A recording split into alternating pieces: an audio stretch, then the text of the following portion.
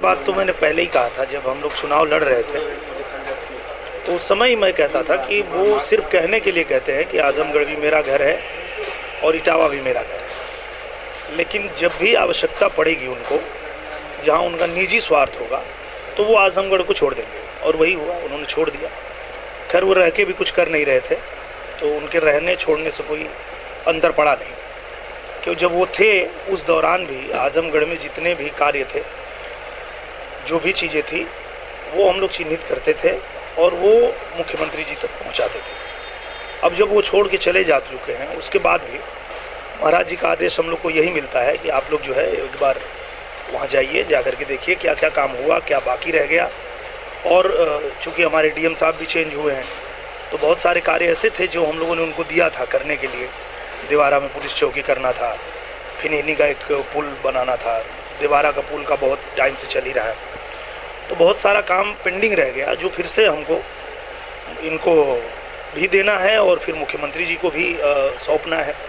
तो इस वजह से हम लोग जो है यहाँ पे आजमगढ़ के दौरे पे हैं और वो सारे कार्य को चिन्हित करके और मुख्यमंत्री जी तक पहुँचाना है। आपका नाम आ रहा है? नाम आ रहा है और मैं जब मुझे लड़ने के लिए आदेश मिलेगा तो मैं लड़ूंगा भी, क्योंकि जब अखिलेश यादव आए तो उनसे लड़ने से पीछे हटे ही नहीं, तो अब कोई आ जाए तो क्या फ़र्क पड़ता है। तो मुझे नहीं लगता है कि मेरी पार्टी अगर मेरे लिए चाहेगी कि मैं चुनाव लड़ूं तो मैं पीछे तो नहीं हट सकता, मैं तो लड़ सकता हूं जी। अच्छा, आजम खान के मामले में जिस तरीके से अखिलेश चुप्पी साधे हैं, क्या करेंगे? देखिए, अखिलेश यादव जी की जहां तक बात करेंगे, उनको मैं जितना जानता हूं, जितना समझता हूं, वो सिर्फ और सिर्फ खुद के अलावा किसी के बारे में सोचने वाले इंसान नहीं है। चाहे वो उनके पिता हों, चाहे उनके चाचा हों, चाहे उनके भाई हों, चाहे उनकी भाभी हों, चाहे उनकी बिरादरी हो, चाहे उनका प्रदेश हो, चाहे उनका देश हो।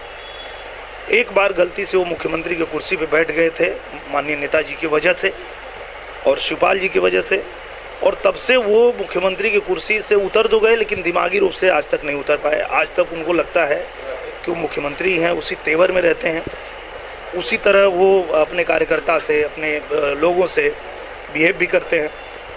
तो मुझे लगता है कि कोई भी उनके पार्टी का कार्यकर्ता अगर परेशानी में है या जैसे भी है, तो अगर वो उम्मीद रखता है कि उसके लिए वो कुछ करेंगे, तो वो कुछ करने वाले नहीं हैं। वो सिर्फ अपने लिए ही करते हैं और वो किसी के लिए कुछ नहीं करते हैं।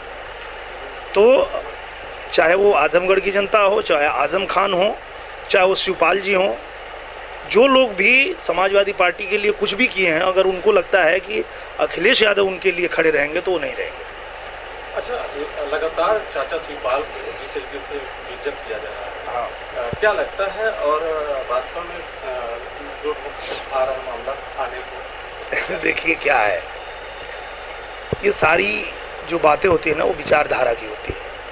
हम लोग जब राम मंदिर बात करते हैं कि हम राम मंदिर बनाएंगे और राम मंदिर का निर्माण शुरू भी हो गया, तो हम क्यों ये बात करते हैं? क्योंकि हम राम की विचारधारा वाले लोग हैं। राम को कल बनना है सबसे बड़े राज्य का राजा, और एक दिन पहले उनके पिता कहते हैं कि आप जंगल चले जाओ, और वो खुशी खुशी चले जाते हैं। माँ पूछती हैं कि क्या हुआ बेटा, तो बोले पिताजी ने हमको जंगल का राजा बना दिया। ये हमारी विचारधारा, हम इस विचारधारा को फॉलो करने वाले लोग हैं। अब बात करते हैं अखिलेश यादव की। अखिलेश यादव के बारे में जब आप पूछते हैं, तो आप लोगों ने उनके बयान सुने होंगे कि वो हमारे क्रांतिकारियों की तुलना, हमारे देशभक्तों की तुलना वो जिन्ना से करते हैं। जिन्ना कौन है? जिन्ना वो व्यक्ति था जो प्रधानमंत्री की कुर्सी पर बैठने के लिए देश का ही बंटवारा कर दिया, देश को ही दो भाग में बांट दिया। ऐसे व्यक्ति के विचारधारा पे चलने वाला आदमी अपनी पार्टी, अपने घर परिवार में क्या करेगा? ये आप लोग क्यों इसको नहीं समझ पाते हैं? जब भी वो बात करते हैं अखिलेश यादव, तो उनकी बातों से ही पता चल जाता है कि ये आदमी क्या करेगा।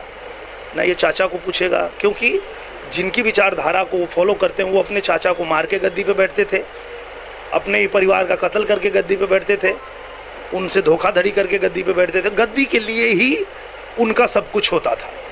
पर यहाँ जो भारतीय जनता पार्टी है, यहाँ गद्दी के लिए नहीं होता है, यहाँ समाज के लिए। यहाँ जब भगवान राम अगर जाते हैं वनवास, तो वो समाज के लिए जाते हैं, और वहाँ जा कर के जब रावण का वध करते हैं, तो पूरे पृथ्वी को एक ऐसी शांति मिलती है कि चलो भाई एक आताताई का वध हो गया। तो जब भी आप उनके बारे में कुछ भी जानना चाहें तो उनके विचारधारा को जान लीजिए, और हम लोगों के बारे में जानना चाहें तो हमारी विचारधारा के बारे में जान लीजिए। शिवपाल के मामले